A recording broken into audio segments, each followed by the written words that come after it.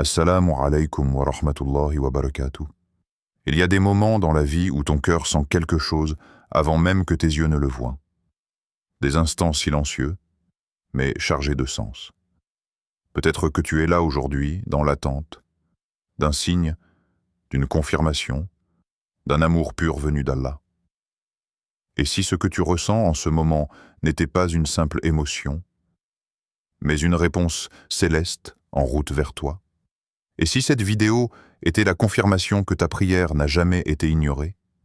Reste jusqu'à la fin, car ce que tu vas entendre pourrait bien être le tournant silencieux qu'Allah a placé sur ton chemin. Le murmure du destin. Il y a des silences qui résonnent plus fort que les cris. Des moments où rien ne bouge en apparence, mais où l'invisible travaille avec une précision divine. C'est dans ce genre de silence que vivait Aïcha. Une jeune femme, discrète, douce et profondément tournée vers Allah. Chaque soir, elle prenait le même rituel. Wudu, tapis de prière, puis récitation du Coran. Elle ne récitait pas mécaniquement. Elle lisait avec l'intention de guérir son âme, de parler à son Seigneur, de lui confier ses doutes, ses espoirs, son attente. Aïcha n'était pas pressée de se marier. Mais elle était prête à aimer avec foi, à bâtir une maison avec un homme qui tiendrait le prophète pour modèle et non les standards de ce monde. Elle avait refusé plusieurs propositions. Des hommes bien, parfois instruits, parfois aisés. Mais il manquait cette chose qu'elle ne pouvait pas nommer. La lumière dans le regard, celle qui vient d'un cœur connecté à Allah. Les années passèrent et autour d'elle, les langues se délièrent. Tu es trop exigeante. Le temps passe. Tu vas finir seule. Aïcha ne répondait pas. Elle souriait doucement, car elle savait qu'elle ne vivait pas selon le calendrier des gens, mais selon le qadar d'Allah. Une nuit d'hiver, alors que la pluie tambourinait contre sa fenêtre, elle finit sa prière de tahajjud et s'endormit paisiblement. À son réveil, une notification éclaira son écran. Un message, inconnu, venu d'un frère sur un groupe islamique auquel elle appartenait depuis longtemps, mais sans jamais interagir. Assalamu alaikum. Je ne sais pas comment expliquer cela. J'ai prié cette nuit, et en sujoud, ton prénom m'est venu. Pas une, mais 3 fois. J'ai demandé à Allah de m'éclairer, et je ressens une paix immense à te parler. Elle relut le message plusieurs fois. Son cœur battait, non pas de peur, mais de reconnaissance. Elle ne savait pas encore qui était cet homme. Mais dans cette simple déclaration, il y avait quelque chose de plus grand que des mots. Une direction, un signe, un alignement. Comme si Allah avait entendu chaque supplication, chaque larme silencieuse versée sur son tapis de prière, chaque sajda tremblante où elle répétait « Ya Allah, envoie-moi celui qui te rapproche de moi ». Les jours suivants, le frère lui parla avec pudeur, humilité, sans empressement. Il voulait connaître sa vision de la vie, ses valeurs, sa relation avec Allah. Il ne parlait pas de beauté ou de romantisme. Il parlait d'intention, de projet pour l'au-delà, de comment ils pourraient s'aider mutuellement à atteindre le paradis. C'était la première fois qu'Aïcha ne ressentait ni pression, ni agitation. Elle se sentait simplement bien, alignée, calme. Comme si tout dans l'univers avait été orchestré pour ce moment précis. Et là, elle se rappela un verset qu'elle avait lu tant de fois, mais qui, soudain, prenait tout son sens. Et ton Seigneur crée ce qu'il veut et choisit. Il ne leur appartient pas de choisir. Gloire à Allah. Il est bien au-dessus de ce qu'il lui associe. Coran 28, 68. Ce n'était pas elle qui avait choisi. Ce n'était pas lui non plus. C'était Allah qui les avait réunis à travers un moment sacré. La prière. Aucune application, aucune coïncidence, aucune stratégie. Juste la foi. Juste l'invisible à l'œuvre. Autour d'elle, certains se demandaient encore comment cela avait pu arriver. Tu le connaissais d'avant? C'est sûr, vous avez parlé quelque part. Mais Aïcha ne cherchait pas à expliquer, parce que certaines bénédictions n'ont pas besoin d'être défendues. Elles sont simplement le fruit d'une patience tissée de prières. Leur union ne fut pas un conte de fées. Ce fut mieux, une alliance. Deux âmes conscientes de leur fragilité, conscientes de leurs défauts, mais prêtes à construire chaque jour en gardant Allah au centre. Et toi? Oui, toi qui écoutes ces mots. Peut-être que tu es dans cette même phase de silence. Peut-être que ton cœur attend un signe, un appel, un geste. Peut-être que tu doutes, que tu te demandes si Allah t'a oublié. Mais sache que parfois, le silence, et c'est la preuve que les cieux sont en train de t'écrire quelque chose de trop beau pour être précipité. Question inspirante. Et si le silence que tu vis aujourd'hui n'était qu'un prélude au plus grand oui qu'Allah s'apprête à t'offrir? D'où?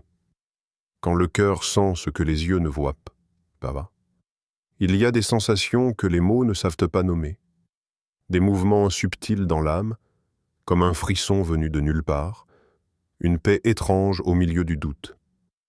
C'est peut-être un matin où tu te lèves avec une certitude nouvelle, inexplicable.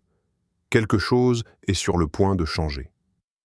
Ce n'est pas un rêve, ni une pensée obsessionnelle. C'est un apaisement, comme si ton cœur t'avait devancé dans la prière. Il perçoit une venue, une rencontre, un signe. Tu continues ta vie normalement. Tu travailles, tu pries, tu ris, tu tombes parfois. Mais dans le fond, il y a une intuition vivante qui te murmure. Quelqu'un arrive. Ce n'est pas une impatience. Ce n'est pas une course contre le temps. C'est un tawakkul silencieux. Une confiance totale, limpide, comme un lac immobile sous la lune. Tu ne cherches pas à deviner quand. Tu ne cherches pas à manipuler le destin. Tu vis. Mais tu vis avec les mains ouvertes vers le ciel. C'est ainsi que commence souvent l'histoire des vraies rencontres, par une préparation intérieure invisible aux autres. Les gens autour de toi voient ton calme, ton silence, ta foi. Mais ils ne devinent pas que chaque pas que tu le fais avec la conscience qu'Allah te prépare à quelque chose de précis. Tu ne sais pas qui, tu ne sais pas quand, mais tu sais que ce sera juste. Cette connaissance n'est pas rationnelle. Elle ne vient pas d'un calcul, ni d'une logique sociale. Elle vient de l'âme. Du lien intime que tu entretiens avec ton Seigneur. De cette confiance que tu tisses chaque fois que tu lèves les mains dans le secret de la nuit et que tu dis, même sans mots, « Ya Allah, guide-moi vers ce que tu as écrit pour moi. » Il y a une science du cœur que l'université ne peut enseigner. C'est celle qui te fait reconnaître une personne avant même qu'elle ne parle. Celle qui te fait prier pour quelqu'un que tu n'as jamais rencontré. Celle qui te fait refuser les propositions qui brillent aux yeux des autres, mais pas aux tiens. Pourquoi? Parce que tu n'attends pas un coup de foudre. Tu attends une compatibilité spirituelle. Tu attends ce que ton âme reconnaîtra comme un miroir. Parfois, cette attente était longue, très longue.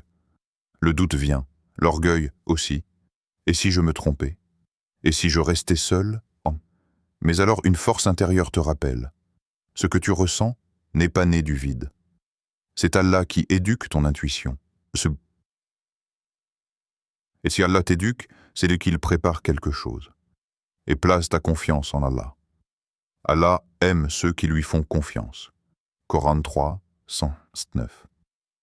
Ce verset n'est pas un simple apaisement, c'est une boussole. Il te dit, marche sans peur, avance sans voir.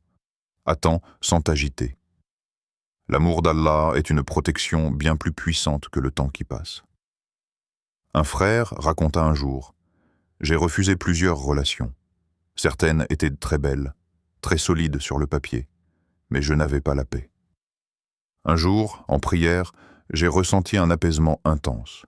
J'ai dit, « Ya Rab, je ne sais pas pourquoi je sens que tu vas m'envoyer quelqu'un, mais je suis prêt. » Et 2 semaines plus tard, une sœur que je connaissais à peine m'a parlé. Notre échange a duré des heures, et j'ai su. Ce n'était pas un coup de foudre, c'était une reconnaissance. Et toi, ressens-tu ce genre de paix? Peut-être qu'Allah te parle déjà, mais tu n'as pas encore appris à entendre son langage. Il parle dans le calme, dans le silence, dans la patience, et souvent, dans la douleur de l'attente aussi. As-tu déjà remarqué que plus tu t'approches d'Allah, plus ton regard devient sélectif? Ce n'est pas de l'arrogance, c'est de la protection. Ce n'est pas que personne n'est assez bien. C'est que ton cœur ne veut plus s'offrir à celui ou celle qui ne saura pas en faire un jardin sacré. C'est que tu as compris. Ce cœur t'a été confié par Allah, et tu veux l'offrir à celui ou celle qui saura y planter la paix. La société te dira de chercher, d'oser, d'essayer. Mais ton cœur, lui, sait que c'est en attendant avec foi que les vérités descendent. Question inspirante. As-tu appris à écouter les chuchotements de ton âme quand Allah y insuffle un signe silencieux? L'invisible entrelace les cœurs. Il y a, dans l'univers d'Allah, des filles de lumière que l'on ne voit pas, mais qui relient deux âmes bien avant qu'elles ne se rencontrent. Ces fils ne sont ni faits de logique, ni de coïncidence. Ils sont tissés dans le silence des prières, dans la constance des invocations, dans les larmes tombées sans témoin. L'amour véritable commence bien avant le premier regard.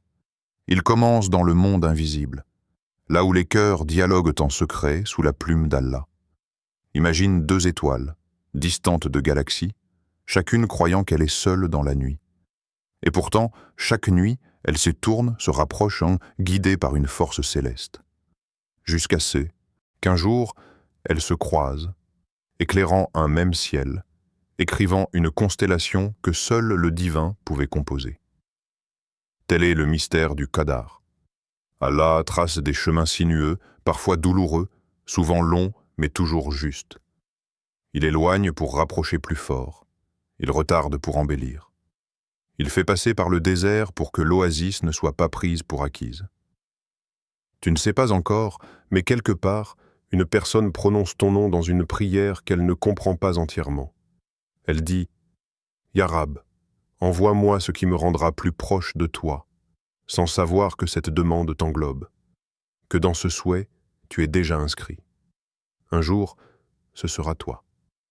Oui, toi. » Le sujet d'une sajda tremblante, le prénom prononcé dans une nuit de solitude sacrée, le visage évoqué sans image, mais avec espoir. Et ce jour-là, tu comprendras que tu n'as jamais été seul. Que ton attente n'était pas vide, mais pleine de sens. Que ton isolement n'était pas un rejet, mais une incubation divine. Car Allah ne réunit pas deux âmes par accident. Il les façonne l'une pour l'autre. Il les sépare un temps, le temps de les polir, de les épurer de leur ego, de leurs blessures, de leurs illusions. Et quand le moment est venu, il les entrelace sans fracas, sans besoin de justification, comme deux vagues qui se reconnaissent sans se heurter. Et il a créé de vous, pour vous, des épouses afin que vous trouviez auprès d'elles tranquillité. Et il a mis entre vous de l'affection et de la miséricorde. Coran 30, 21. Regarde les termes utilisés, tranquillité, affection, miséricorde. Il n'est pas dit passion ni excitation, mais sakina, mawada, rahma. Ce sont là les pierres précieuses de l'amour écrit par Allah. Pas un feu de paille, mais une lumière douce qui ne s'éteint pas au vent. Tu ne bâtiras pas ce lien par la stratégie. Tu ne le provoqueras pas par la pression. Tu l'attireras par la pureté. Par cette élévation intérieure qui transforme ton cœur en un refuge où l'amour peut descendre sans être souillé. Peut-être qu'en ce moment même, l'autre personne prie. Peut-être qu'elle guérit encore, qu'elle se débat avec son passé, qu'elle cherche Allah de tout son cœur. Et peut-être qu'à chaque progrès qu'elle fait vers lui, Allah l'amène un pas plus près de toi. Alors, ne désespère pas. Ne te précipite pas, ne compare pas. Car l'amour qui vient d'Allah ne ressemble à aucun autre. Il est patient, il est sage, il est silencieux, jusqu'au jour où il devient évident. Comme cette brise qui précède la pluie, douce et imperceptible. Comme le parfum d'un jardin que tu sens avant de le voir. Comme la paix intérieure qui naît sans explication, lorsque ton âme reconnaît celle qu'Allah lui a choisie. Et parfois, cette reconnaissance se fait sans mots. Un regard pudique, une posture, une absence de peur, une certitude douce. C'est ici que je peux déposer mon cœur. Non parce que l'autre est parfait, Et- mais parce que, dans ses défauts, tu vois un compagnon de route vers Allah. L'amour véritable est une invitation au dépassement. Pas une quête de confort, mais un miroir sacré. Il te montre ce que tu dois guérir, ce que tu peux offrir, ce que tu dois confier à Allah. Il ne te prend pas. Il te complète. Il ne t'enchaîne pas. Il t'élève. Question inspirante. Es-tu prêt à aimer non pas avec ton ego, mais avec l'intelligence du cœur que seule la foi purifie? Car, quand la prière prépare le terrain de l'amour, on croit souvent que l'amour commence au croisement des regards, dans l'éclat d'un sourire ou l'élégance d'une parole. Mais l'amour authentique, celui qui ne flétrit pas au premier vent contraire, ne commence pas dans les yeux, il commence dans la prosternation. Là où le front touche la terre, là où l'âme se libère du monde, là où le cœur se met à nu devant son Créateur. En islam, rien n'est plus noble que de demander à Allah avant de s'attacher à une créature. Car lui seul connaît l'invisible. Lui seul sait ce que cache un sourire et ce que dissimule une belle apparence.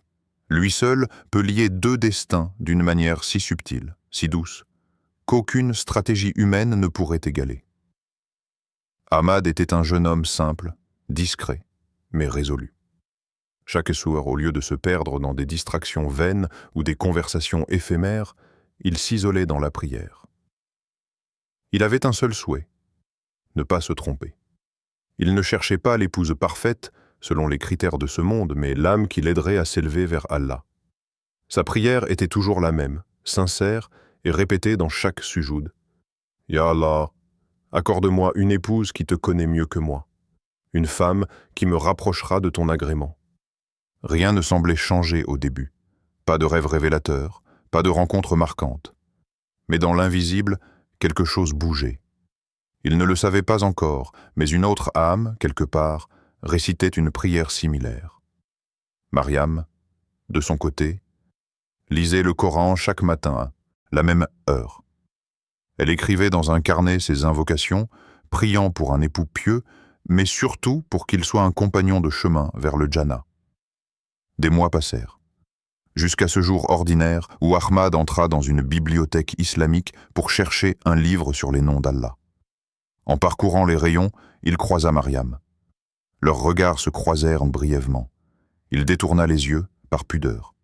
Elle fit de même. Mais dans ce silence, un écho se forma. Non pas un coup de foudre, mais une reconnaissance. Ils furent présentés quelques jours plus tard par une connaissance commune. Et très vite, ce qui aurait pu sembler anodin devint évident. Ahmad et Mariam ne parlaient pas de voyages de noces, de décoration de maison ou de matchs parfaits. Ils parlaient de foi, de vision, de leur relation avec Allah. Chacun avait planté les graines dans la terre de la prière. Et ce jour-là, Allah leur montra la première pousse. Oh, et ton Seigneur dit, « Invoquez-moi, je vous répondrai. » Coran, Shirt Coran, 60. Ce verset est une promesse. Pas une éventualité, pas une possibilité, une réponse. Et Allah, dans sa sagesse, ne répond jamais trop tôt ni trop tard. Il répond quand le cœur est prêt à recevoir, pas seulement à désirer. Car combien de fois demandons-nous un amour que notre foi ne pourrait encore porter? Combien de fois désirons-nous une union alors que nos cœurs sont encore encombrés de blessures, d'orgueil ou d'attentes irréalistes? La prière ne change pas seulement le destin. Elle change le cœur pour qu'il soit capable d'accueillir ce que le destin lui apporte. C'est pourquoi la prosternation est le début du véritable amour. C'est là que tu déposes tes critères. C'est là que tu abandonnes tes peurs. C'est là que tu laisses Allah choisir pour toi ce que toi-même tu ne saurais discerner. Et si ce soir, dans ta solitude, tu faisais une vraie prosternation, pas celle qu'on fait par routine, mais celle où l'on reste longtemps, front contre sol, en larmes, avec un cœur nu. Et si cette prosternation déclenchait le voyage d'un autre cœur vers toi? Un cœur que tu n'as pas encore vu. Un prénom que tu n'as jamais prononcé. Une âme qui, elle aussi, Prie sans savoir que tu es déjà en chemin. Ne sous-estime jamais le pouvoir d'une prière faite avec sincérité. Car au moment où tu prononces « Ya Allah, accorde-moi ce qui est bon pour moi », il se peut qu'au même moment, Allah insuffle dans le cœur d'un autre l'envie de te chercher, de te reconnaître, de marcher vers toi. Ce n'est pas la technologie qui fera la rencontre. Ce n'est pas ton insistance. C'est Allah. C'est lui qui unit les cœurs. C'est lui qui choisit le moment. C'est lui qui, parfois, fait traverser des mers, des villes, des saisons entières, pour enfin poser un cœur contre un autre. Question inspirante. Et si ta prosternation ce soir était le début du voyage d'un autre cœur vers toi ?